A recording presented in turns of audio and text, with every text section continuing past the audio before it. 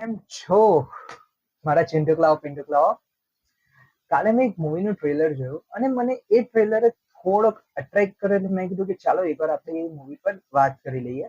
આપણા ગુજરાતી સિનેમામાંથી આ મૂવી આવે છે. મૂવીનું નામ છે મિશ્રી. આઈ નો, મિશ્રી. 31 ઓક્ટોબરે આ મૂવી આવવાનું છે.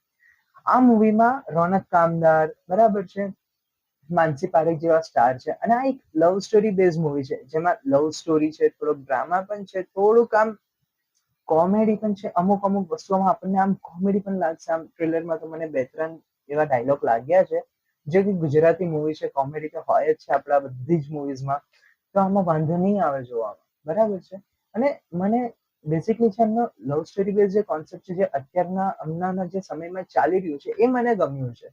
તો એકવાર હું આ મૂવી જોઈ લઈએ, બરાબર છે. ટ્રેલર તો મને સારું એવું લાગ્યું છે. એકવાર આપણે આ મૂવી જોઈએ, આગળ જઈએ શું લાગે છે આપણને. મને આ જે યુનિક કંઈક યુનિક હોય તો વધારે સારું રહે. બાકી કોન્સેપ્ટ તો તમારો જે સ્ટોરી પર તમે જે લીધું છે, આઈ થિંક એ કોમન છે, બટ એને તમે કઈ રીતે તમે પ્રેઝન્ટ કરવાના છો ને, એ મેઇન હોય છે. તો સ્ટોરી પ્રેઝન્ટેશન તમારું સારું નીકળ્યું તો મૂવી આરામથી ચાલી જશે. બટ તમારામાંથી ઘણા એવા લોકો છે કે જેમને આ મૂવી વિશે ખબર જ નથી.